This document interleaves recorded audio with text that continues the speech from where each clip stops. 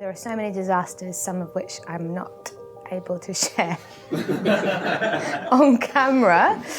But one I can share on camera is a nearly averted disaster, which is we were doing a corporate gig in a big hotel in London. And we'd done this show with a jazz trio, a boy band, a gymnast shadow puppetry troupe, and Flawless, the dance troupe. And it was all about high-performing teams, and of course, we were there because we were a high-performing team. Anyway, the idea was at the end of the show, we would all come back up onto the stage and take a big bow. But they sent us the wrong way, and we ended up in like a goods lift. So we were like in this lift with Flawless and all these other people. It was so surreal. And we almost got trapped in the lift and didn't make it out in time for our curtain call. But we did, but that's a nearly averted disaster that pops into my mind. The others are too rude for camera. I mean, there's a lot to choose from, aren't there? Well, a bunch of us were asked to be in a show on the main stage at I.O. And that was just... I mean, just to give a little context to it, you know, ever since I started improv, I wanted to be on that stage. It was a dream come true. It was like being called to the big leagues. I was going to try and make a sports reference, but I don't know any. But whatever the highest sport thing is, it was like that. And I just didn't go on stage. I think what happened was I sort of took root at the side of the stage. I can remember being pulled on once unwillingly, and then I was immediately killed by a room just contracting onto me, and that's it. That was my entire I.O. career.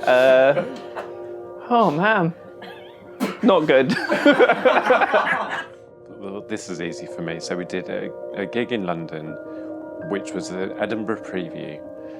We were supposed to be doing our show to these other people, and they were doing their show to us. But for some reason, there'd been absolutely zero marketing, and there were no audience members at all, none. So it was just us and this other theatre company, and they were like, well, you know, we should probably do it anyway because we'd appreciate your feedback. So when we sat and watched this show, which I will not go into the details of, but suffice to say, it was extraordinary and terrible and delightful. It was so bad, it was so funny that we were all sitting there just like, what is this? None of it made any sense. And then after the show, they wanted some feedback, which we sort of politely made something up. And then they were like, so are you going to do your show now? And we just, no. And we just left. It was so delightfully odd. Guess who? In the Underbelly in Edinburgh, we were on much later than we should have. There was the right time for us, and sometimes the audiences didn't really know what they were getting and were quite drunk and rowdy and didn't really understand.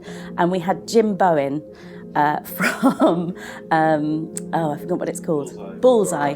And I remember him not only admonishing the audience for not concentrating on our show, but also then giving everybody in that room his own personal home address as part of his monologue. To kind of go, you should come round, everybody should come round, have a cup of tea. It was just really sweet. I don't know. I can't remember any disasters that I could necessarily quote on film, but one thing I do remember is when we went out to an international festival, and it was like the second or third one I'd done with the Maydays, and I remember thinking, this is fantastic, we're abroad, we're playing improv, and I went on stage and I was killed in the third scene, and I thought, oh, we're doing a narrative, what am I going to do? So I played a hat for the rest of the that particular show. I remember it fondly, but I did think, I've come all of this way, and I'm a hat. We had a very, very funny gig in Comedia in Brighton, where we do Confessions as one of our shows. And we had an unusual audience because it was fairly split. So we had a huge group of stags out on a big bender, and we also had a large group of Women's Institute people coming for their weekly night out or whatever it was. So we had this audience was very, very different in its feeling. And we went for a live confession, beginning of the second half. And one of the stags stood up and he told this horrific, scatological, rancid story. I won't give you all the details because it was so gross, such a gross story. And he delivered this thing for us to create our next half out of, and it was rank. It was really rank. And then one of the Women's Institute people was like, "We don't want to see that!" And then there became this like almost war between the Women's Institute and the stags in the audience. This real feeling of splitting. We were there on stage, and we were like, "This is our audience. This entire room is our audience, and our job is somehow to create a show that works for all these people." We had this warring Women's Institute and scatological stags, and it actually, I think we managed to pull it together by the end of the evening. I think it all worked out well. We used this revolting story, and we made the guy sort of the lead character, but we also we made it be about how the repercussions of his actions. So the Women's Institute were happy, I think, that he got his just desserts, and I think he was happy that he had been the star of the show in some kind of way.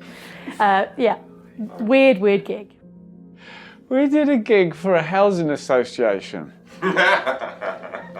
And they had been subjected to 2 days of corporate speak. And there was a stuffed monkey, and we'll call it Larry the restraining order monkey, sitting on the lectern. And this had been referred to repeatedly over the 2 days. We then got up and it was like, and now the fun bit. Zero context, nothing at all, just here's the Maydays, this would be fun. So we did about 30 minutes, during which every suggestion we asked for, an object, a time or a place, would be either Larry, restraining order, or monkey. There was nothing that was not connected to that. And then the final thing, we were going to do a song, like big closing number. And the song was about Larry, the restraining order monkey. It was truly appalling. It was in the early days of us doing musical. And the room was very, very, very long and narrow. And we sort of went, "We're the Maydays, thank you very much."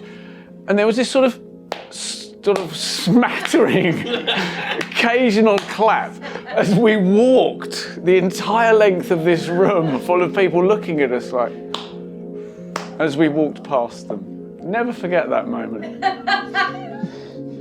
We did a Quantum Leap show, which was brilliant and super nerdy, and it was our homage to Quantum Leap. And we rehearsed it tons. And we rehearsed the opening sequence with tinsel, torches, and laminated years and images so we could replicate the opening to the actual Quantum Leap TV show.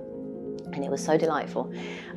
We didn't have much of a get-in in our Free Fringe venue, so it was always quite stressful. Who's on torches, who's on tinsel, who's on paper, who's going to do the tech and know what we sound like.